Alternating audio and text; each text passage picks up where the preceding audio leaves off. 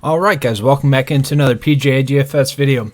We did cash in the European Tour event last week, but I'm happy to have the typical PGA DFS event. It's a lot easier to predict. Like I said, that European Tour can be kind of difficult to predict. A lot more random stuff happens, but it was nice. We did have the winner, and we also had the second place guy in our cash lineup, so that was pretty nice. But looking at this, we got Quail Hollow. So just a little quick recap of Quail Hollow. 2018, it was played here. In 2017, they didn't have the Wells Fargo Championship played here. 2017, they actually had the PGA Championship played. So, and then 2016, 2015, it ran accordingly at Quail Hollow, the Wells Fargo Championship. But with 2017, with it being played at a different time, with the PGA Championship kind of changing the course a little bit, I decided not to include the course history in that.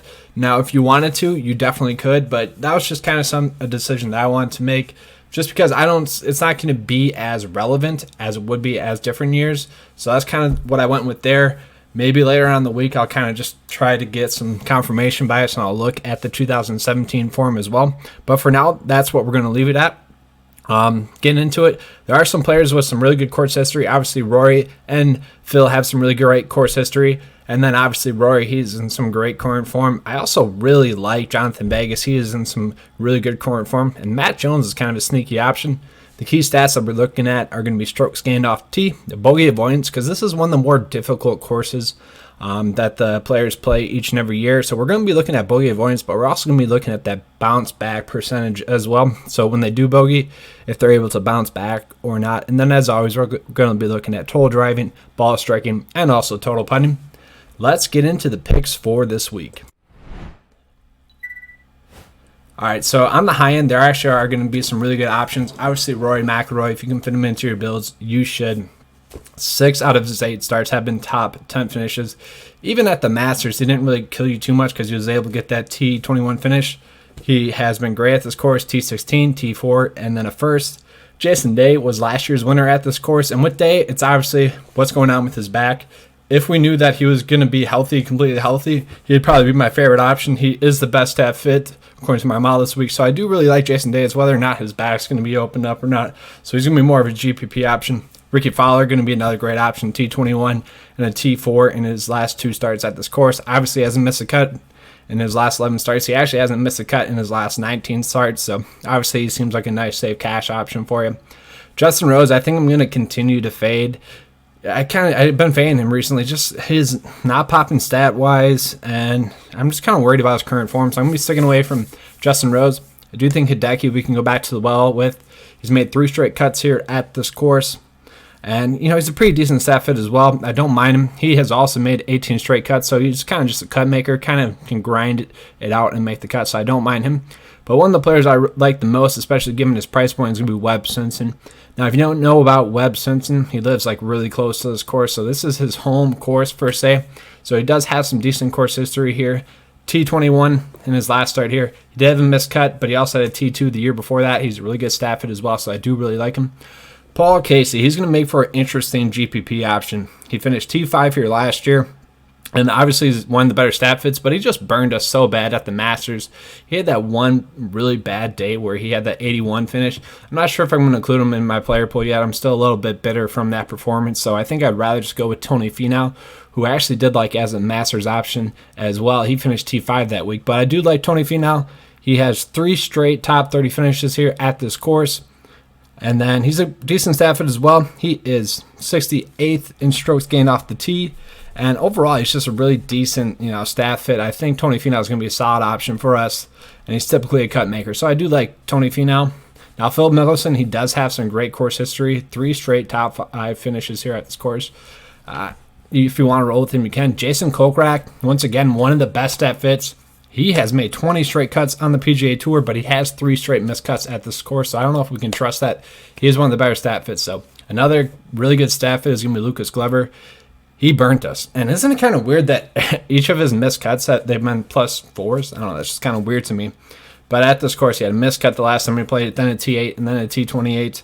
Lucas is first in strokes gained off the tee, so that's good. He's 11th in greens and regulation. And he's top 50 in bounce back and also bogey avoidance. So I don't mind Glover as an option.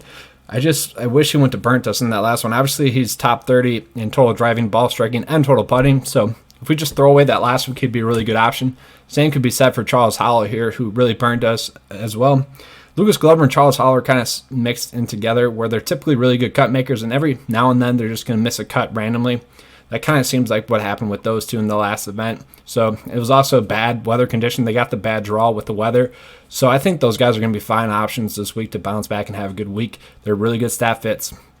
Jonathan Vegas is going to be one of my favorite options. He does seem priced a little bit too low here. He's been playing some really good golf recently, and he hasn't missed a cut here in the last 3 starts here as well. I do really like him. He's 11th in strokes gained off the tee, which is one of our core sets that we're going to be looking at this week. So I do like Jonathan Vegas as an option. I do think we can roll with our boy Keegan Bradley, who's made 12 out of 13 cuts so far this year. He's just been a great cut maker this whole year. And, if his putter comes around for 1 week, we can easily see him getting a top 5 finish. He's a really good stat fit. If you take out that putting, he would be the best stat fit. So obviously I really like Keegan. He made the cut here last year, and he hasn't had a start there since then. So Roy Sabatini, coming off of a really good week at the Zurich Classic. He also has been playing some really good golf before that. Let me pull it up here. So 7 made cuts, not including the Zurich Classic. He's not the best stat fit, but he does have good course history, finishing T27 here last year. So Joel Dahman, I do like him as well. He's kind of the same thing as Keegan Bradley, just kind of a little bit of a poor man's version. He can't putt, but other than that, he's playing really well. He had a T16 last year in his first start here. And like I said, he's a decent stat fit. He's in good current form, making 6 straight cuts. So I do think he's going to be a great option for us. Trey Mullinax, his game's been going pretty well recently, so I don't mind him as an option as well. He did have a miscut here in his last start, but he's a good stat fit as well. Michael Thompson has made 2 out of 3 cuts here at this course. He's also made 9 out of 12 cuts so far this year. And he's also top 50 strokes gained off the tee. He's also 18th in that bounce back percentage as well, so I do like that. He's not the best total driver or ball striker, but I don't think he's going to make for a decent GPP option. We can roll with him if we want to. Matt Jones, I do like him as more of a cash option. 10 out of 14 cuts made, but it's the cuts that he's made recently. So he's made 8 straight cuts recently. He's made 1 out of 2 cuts here at this course when he finished T30. But he's a really good stat fit. So 22nd in bogey avoidance, 44th in strokes gained off the tee, 24th in bounce back birdies, and he's top 92 in both ball striking, total driving, and total putting. So I don't mind him as an option. Adam Hadwin, I don't know. This seems like it would be a good course for him. He's not the strongest off the tee, so that's the biggest worry. That's his worst stat other than his putting. He did finish T16 here last year, so hopefully he can be a good one for us this week. Cameron here, not a horrible option. He's been playing some really good golf here, surprisingly, this year. T73rd in strokes gained off the tee. He's made 2 straight cuts here at this course. 8 out of 11 cuts made here on the season, so I don't mind him. Carlos Ortiz is going to make for an interesting value option. So with Carlos Ortiz, we really can only play him when he's a really good stat fit, and he seems to do well at those courses. This is actually one of those courses where he is a really good stat fit. Course history proves that, where he's finished T65 and also 19th.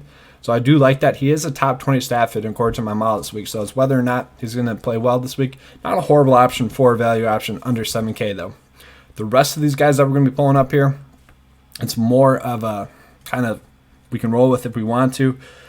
So Beard has missed 3 straight cuts here at this event, but he has made 8 out of 9 cuts so far on the tour. So he can be an interesting option, maybe just a 1 GPP lineup type of play.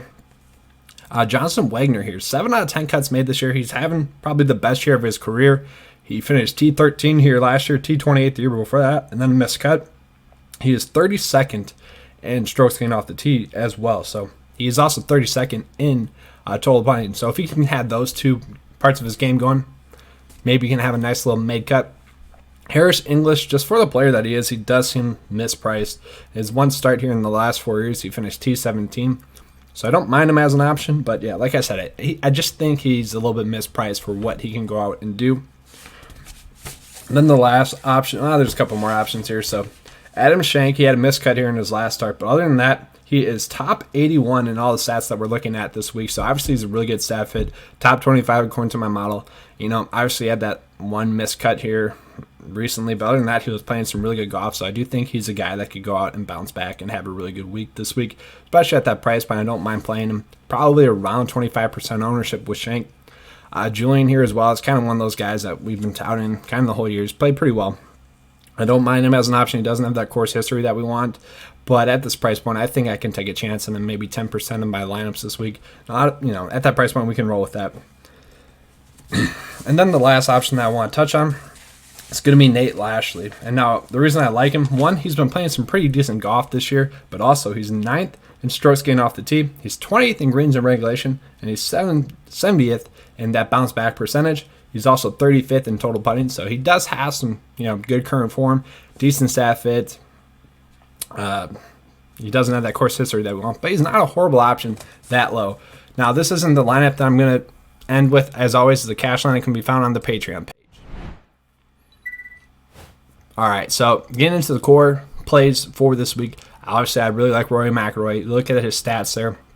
13th in ball striking, first in bogey avoidance, which we think is going to be a really relevant stat this week. And then obviously strokes gained off the tee, 24th in that. He has that really good course history there, so we like him as an option. If you can pay up for him, you should. The next option is going to be Matt Jones. I just think he's going to be a good cash option, and if he's a good cash option, obviously that's going to make for a great GPP option at that price point. 8 straight cuts made recently, so I do like that. His course history isn't the best with that missed cut, but he also had that T28 mixed in there. Given his good current form, I think we can roll with him. And now with Jonathan Vegas here, I do think he's priced a little bit too cheap, just given his recent performances and his course history. Now, his course history isn't the best. I wish he would have a couple, like a top 25 finish in there, but he's 36th in ball striking, 9th in bogey avoidance, which is the stat I really like, but you pair that up with his 11th in strokes gained off the tee, that's something we can really roll with, and I like that a lot. And then the last play is the hometown boy, Webb Simpson. I just think he seems like a safe option. T21, miscut, and T2. His recent form, T16, T5, miscut, T16. So if his game's going to be coming around, it does seem like we're going to be locking in a top 25 finish. At that price point, that's not going to pay off entirely, but at that price point, I'll definitely take a top 25 finish from Webb Simpson. And like I said, this is like his local course, so obviously I think Webb Simpson is going to be due for a really good week this week. All right, that's all I have for you guys this week. If you enjoyed the video, please give me a like and subscribe. As always, you can check the cash lineup out on our Patreon page. Trying to get to 25 Patrons. We're at 23 right now, so look for that. It's only $5 a month. We will be posting the live video or going live on Wednesday night, maybe Wednesday in the afternoon. Actually, we'll have to kind of wait and see. But I hope you guys enjoyed the video. Please give me a like and subscribe if you did.